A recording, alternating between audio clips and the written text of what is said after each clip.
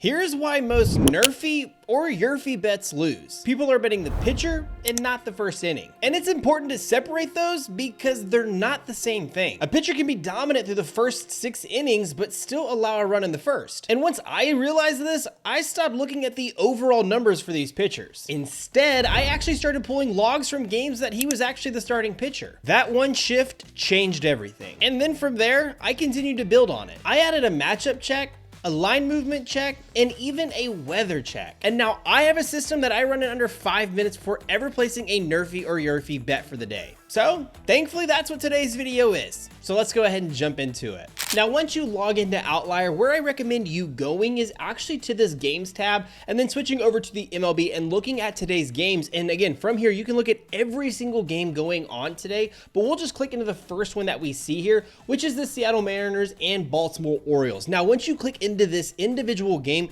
you won't immediately see the Yurfy or Nerfy line. And what you actually need to do is click this drop down line and then click inning. From here, this is where you're going to be able to find that. And it's listed as first inning total, over or under. And then you select that. And again, we are looking for just yes or no on a run being scored. So we are looking at either over or under 0.5. Now from here, click this little bar chart, and then this is where all of our research information is going to be. And this is always the first thing that I look at, is really just historically looking at the 2026 season, which is the current season that we're in, and seeing what the hit rate is. And you'd be surprised, it's generally about 50-50 for the most part across all teams, right? So you can see here, Seattle is hitting the over a run scored 55% of the time, the under 45%, and then Baltimore is going 42% over, but 58% under.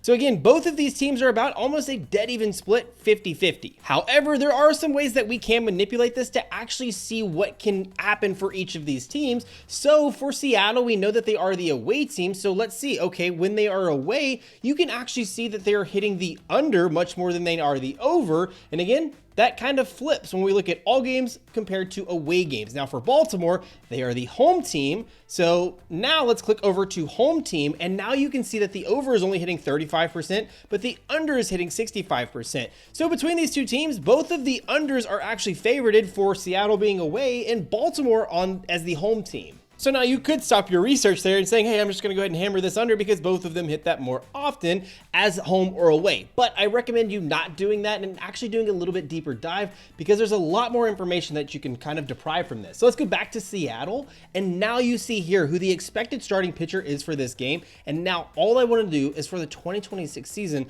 look at how he's done as the starting pitcher. And what you'll see here, there are two different numbers, and it's important to note this white number, you have a white number and a gray number. The white number is that particular team. So this is Seattle. So we are actually looking at the opposing side, which is the gray number, because it's the opposing team that this pitcher is pitching against. And as you can see here, 0 runs allowed, 0 runs allowed, 0, 0, 1, 0, 0, 0, 0, 0, 1. So out of all of these games that he has actually been the starting pitcher in, only 2 of them has he been the team to allow a run to. Now, obviously, we can't really predict how Seattle performs as the batting team whenever Hancock is the pitcher. So it's always important to see how does he perform versus the opposing team. So again, out of all these games, only 2 games has he allowed a run in the first inning. But now let's go ahead and do the exact same thing for the Baltimore Orioles. So we'll go here and look at games where Bassett is the starting pitcher. So again, we are now looking at the gray number. So he is yes, allowed a run,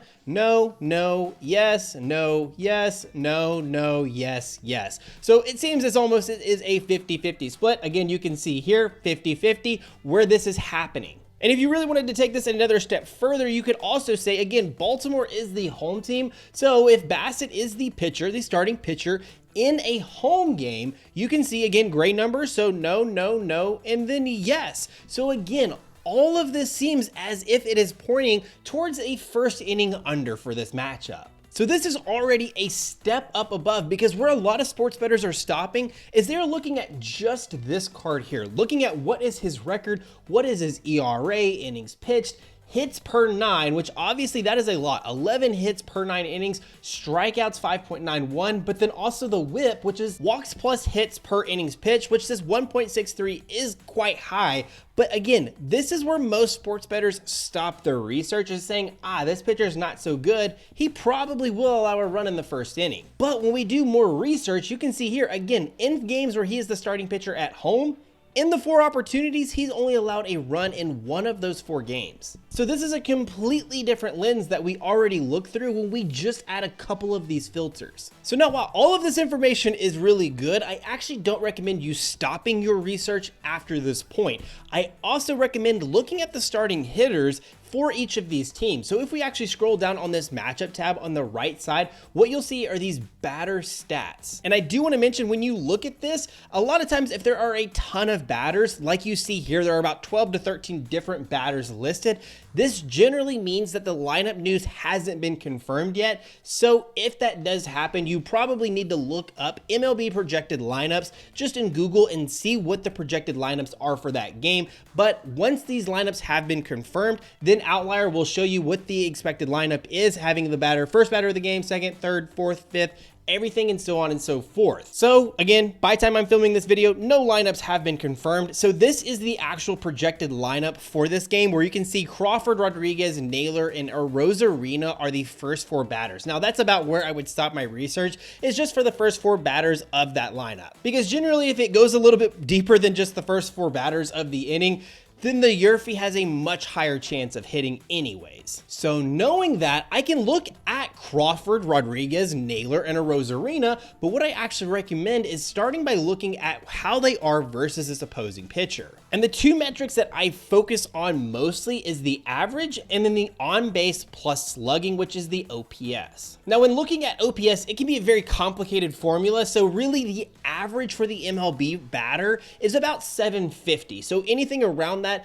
means that they're generally an okay hitter. Anything above that, obviously they're pretty good. But for this Julio Rodriguez play, he's batting 333 versus Chris Bassett. Well, 161, but an OPS of 333. Now again, that is on-base plus slugging. So maybe he doesn't have a hit, but maybe he has a walk. But then obviously, the slugging side of that is the effectiveness of his hits. Maybe it's a double or a home run or even a triple, right? So again, 333 is not good at all. So obviously he's not a hitter that I'm concerned about in this matchup. However, if we go down this lineup, you can see Naylor is 1.7 roughly. So that is obviously very, very good history versus Bassett. Now another hitter was this Randy Arozarena, 1.16. Very good history versus him as well. And then Crawford, again, he's about at that average 0.772. So again, 3 of those first 4 hitters have a very good history versus Bassett. So where I was leaning a little bit more towards the under, now I'm a little bit more skeptical looking at how this lineup has performed. Now you will have matchups where you don't have a ton of history versus a starting pitcher. And if that's the case, go to the season average versus right-handed pitching and you can do the exact same thing. Looking at Rodriguez, again, is below league average at 0.698. Naylor is 0.696. Arozarena is 0.845. And then Crawford is 0.825. So again, a lot of these hitters are actually doing very good, not only versus Chris Bassett, but also versus right-handed pitchers as well. Now, you can also do this exact same thing by toggling over to Baltimore and looking at the opposing pitcher. And this is exactly what I mean, right? 3 at-bats for Adley Rutschman is the highest on the team. So what I would do in this situation is just look at versus right-handed pitching and seeing who these starting batters are, the first 4 projected batters in this lineup is, and then kind of doing that same analysis from there. Now that's not it, because now what we've done is, again, we've looked at the pitcher's history and now we've also looked at the batter's history, but there are a couple more elements that we need to consider before we ever place a Nerfy or Yurfy bet. And that's actually the weather. So if we actually look at the weather for this game, the very first thing I look at is this a pitcher-friendly or a hitter-friendly ballpark? Well, you can see here, Oriole Park at Camden Gardens ranks 9th, meaning it is a very hitter-friendly ballpark. So if you wanted to look at that, and this is for the 2026 season. So this is for all batters, left-handed batters and right-handed batters, coming in at 9th, which is 102. And again, you can see here that yellowish, orangish color, higher scores favor batters. So again, I was heavily leaning towards the under, but now there are a couple of things that are making me feel a little bit skeptical about this, especially with the Seattle lineup.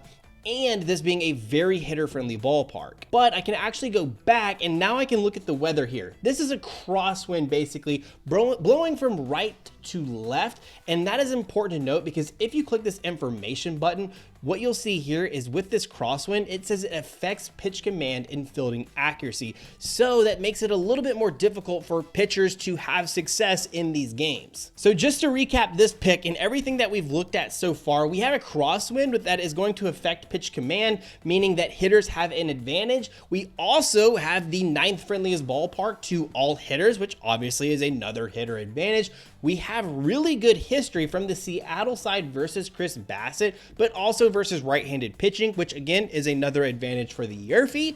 But if you look at this is all pointing towards the under. And a lot of times, again, one of these two things, one of all of these things is where a lot of sports bettors stop their research. Personally, for me, this is a stay away game for me. I have justification for taking the YRFI, but I also have justification for taking the Nerfy. So what I always recommend, again, is going back, diving into another game here and seeing what is going to be a highly advantageous spot or game for me to pick. But I do want to actually go back into this. And the last thing that I always recommend, if you have something that you really like, or you kind of are on the fence about some things, and if you are kind of, this is your first video, what I always recommend is looking at this line movement chart and looking at some of the sharpest books like Pinnacle, FanDuel, and DraftKings. And really what I want, so if I am taking the over, I want to see that line moving down. That means and indicates to me that sportsbooks are actually favoriting that particular line. So this movement here from FanDuel is actually a really good sign. Even Novig, where there's a lot of sharp money going on, you can see that again, at roughly, let's see, it was roughly 1 p.m. You can see that FanDuel is at -115, Novig is at -107. But over the last 30 to 45 minutes, they've dropped now to -109 and even -128. So especially for FanDuel, that is a huge jump and something worth noting that obviously FanDuel has some bit of information that makes them now feel more confident in this over. So before you ever place a bet, it is important to know to see how these sports books are reacting, because again, at the end of the day, each one of these companies are billion-dollar companies who are spending all of their money into creating the sharpest lines in the market. So I know that that was a ton of information, but that is always a good thing whenever it comes to looking and researching all of these plays. Now, if you have any questions about this process or any questions about Outlier in general, be sure to drop those down in the comments below. Let me know who you're also taking for a Nerfy or YRFI in today's matchups, or whatever matchup you are looking at for today. Anyways, best of luck today, and let's crush these books. I'll see y'all in the next one.